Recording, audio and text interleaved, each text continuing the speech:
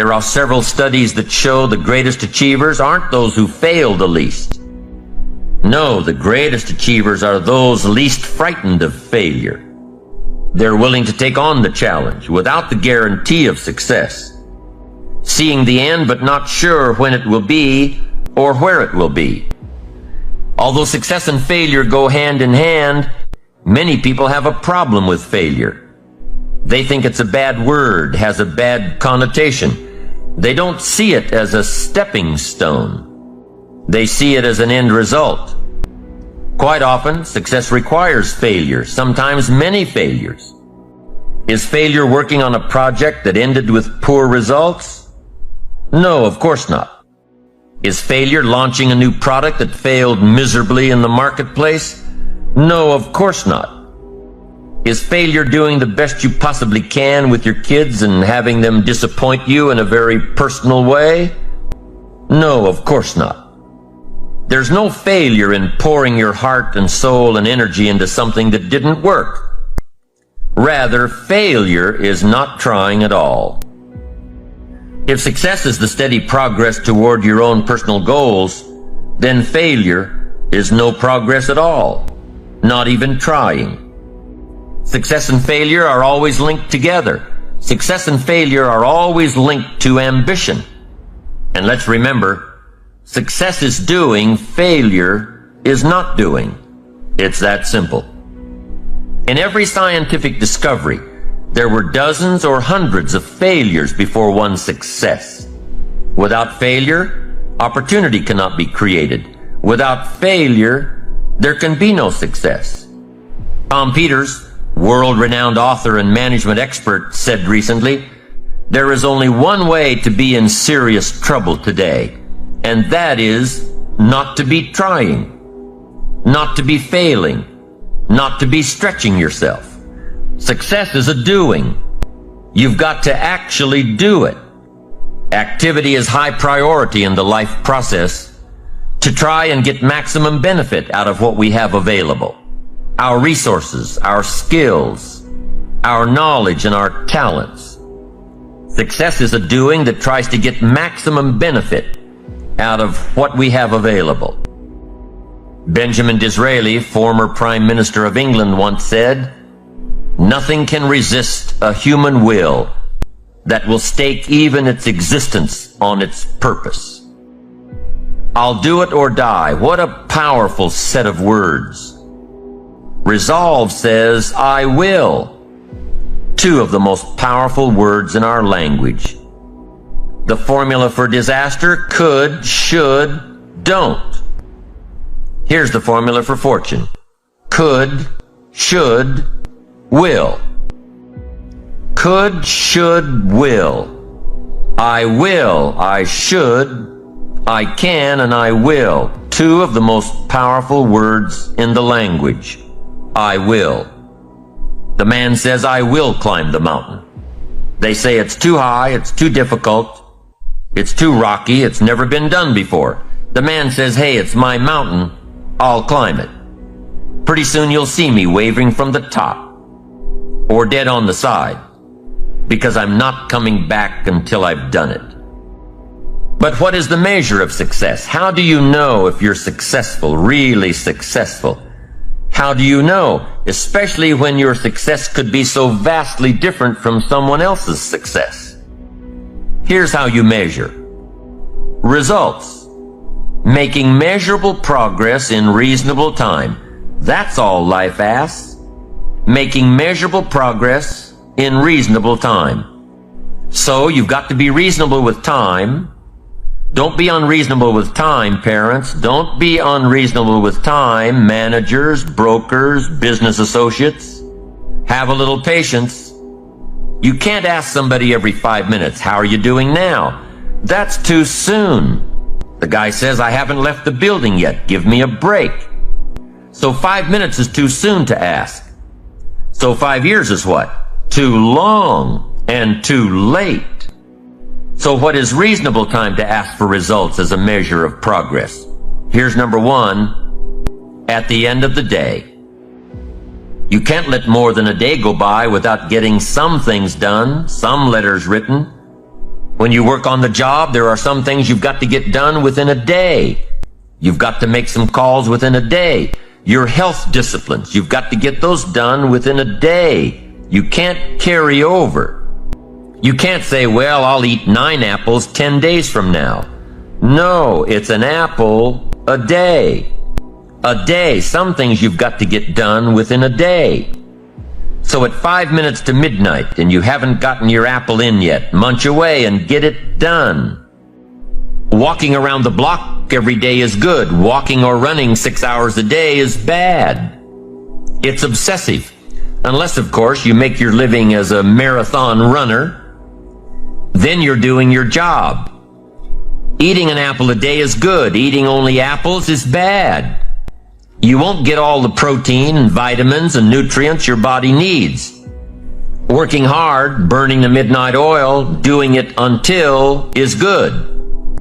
Working non-stop, never taking a vacation, never having any fun, never spending quality time with the people you love is bad. If you've got your nose to the grindstone all the time, how are you ever going to spot new opportunities, consider new ideas?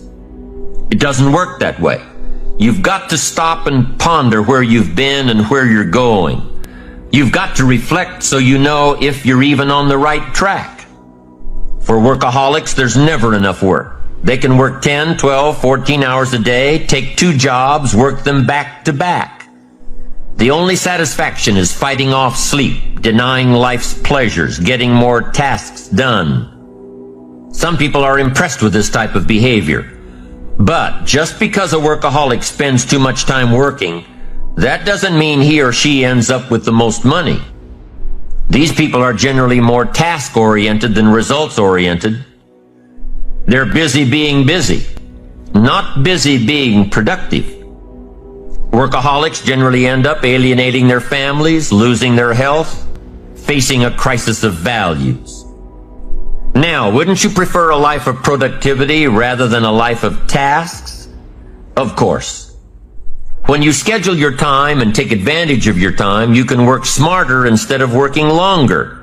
And you'll probably end up getting more done than the workaholic. And still have time for other things in life. Enlightened self-interest says, I will look for new ways to work smarter by focusing on doing more per hour instead of doing more hours. It says I will run my day so my day doesn't run me. Enlightened self-interest also says that a life worth living comes from a life of balance and moderation. Success is a numbers game. There are 3 important questions to ask yourself in this area. Here's number 1. How much money have you saved and invested during your career? Second question. In the last 90 days, how many books have you read? To invest in the miracle of your mind, give you ideas to ponder, fashion your future with meticulous care. How many books have you read in the last 90 days? Third question, in the last 6 months, how many classes have you taken to improve your skills or to develop new skills for your future and your family? How many classes in the last 6 months? I'm telling you, numbers tell us everything. Success is a numbers game. You've got to make progress. You've got to make progress in reasonable time. You've got to take a look at the numbers and see how you're doing. It's the name of the game. How often should you weigh the new baby? Well, you say, I'll weigh the new baby next spring. No, you can't wait until next spring. Don't you have to weigh the new baby often? And the answer is yes, of course. To see what? To see whether it's gaining weight or it's losing weight. What if it's losing weight? The alarm bells have got to go off. You can't let a little baby lose weight very long. It's called disaster. These numbers are important. How often should you check the corporation to see if it's healthy or not? You say, well, in a couple of years, we'll get all the accounts together. No, you'll be out of business. You've got to know the numbers. What is your cholesterol count? You don't know and you don't care? You've just got your fingers crossed for the future? We'd better come and get your family and take them to safety. Come on, be responsible for the set of your own sail. Leave it to no one else but yourself, and learn to refine these numbers for yourself. Let's check the numbers. Don't be satisfied with anything less than the best of numbers. Now, here's the key technique that you can use in your life to help keep you on the right track. This technique is called visual chain thinking.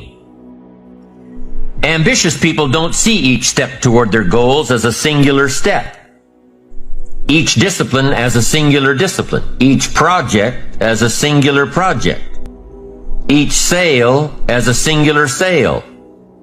With everything they do and with every discipline they adhere to, they see it all as part of a chain, a link in the chain of events and actions that will lead them to their final destination. Every action and every discipline today is a link in the chain. Every action and every discipline tomorrow is a link. Every action and every discipline in the future is a link. When you can see that every link in the chain will eventually lead you to the things you want most out of life, to the person you want to become, then you won't grow discouraged or fearful or impatient with today. When you can see where you're going through visual chain thinking, even on the toughest days, you'll keep building your ambition by knowing where you're going, not just where you are today. Part of this visual chain thinking is built when you decide on your direction, when you can see where you're going to end up before you get there. And building your visual chain of thought begins when you have well-defined plans for your career, your family activities, your investments, and your health. Your plans and goals are your visual chain, knowing where you're going before you get there. Develop a plan, a game plan. It's ironic how we all understand the importance of mapping out a strategy for a football game or a basketball game. Not one professional team in the world begins a game without a complete strategy.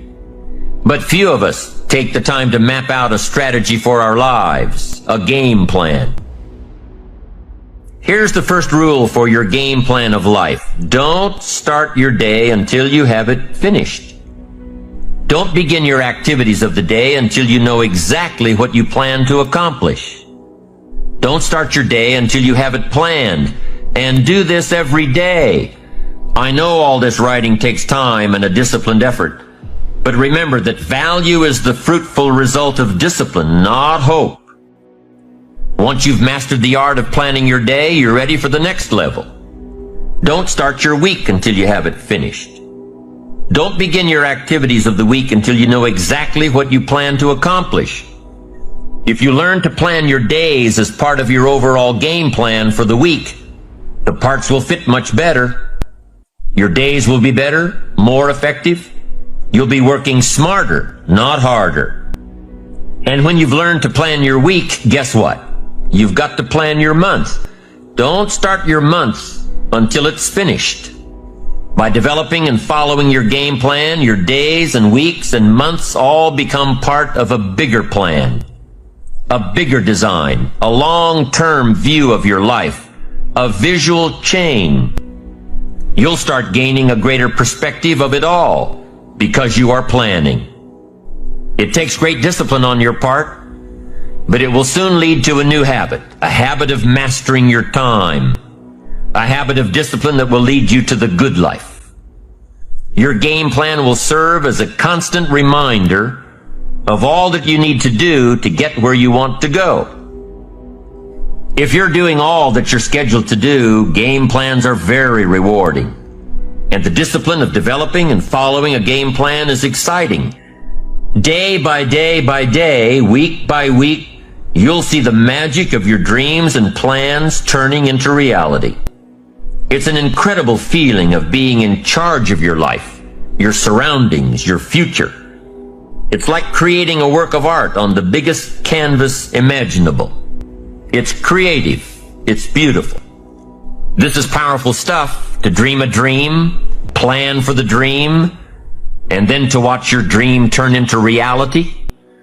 And what's really powerful about creating game plans is that you can see your future right before your eyes. So on those days when your energy isn't up to par, your enthusiasm is a little low, your ambition isn't pulling you, and your attitude isn't on the high side, on those days, use your game plan to see how far you've come and take time to realize just exactly where it is that you're headed for.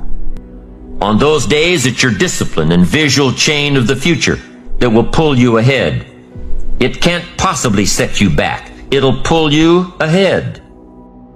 Develop a game plan for your life and make sure that it includes more than work projects.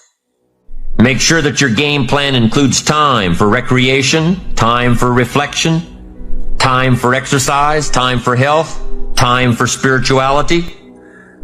You have to work with your game plan in order for it to best work for you, and you have to maintain the discipline of working your plan until you've got it down.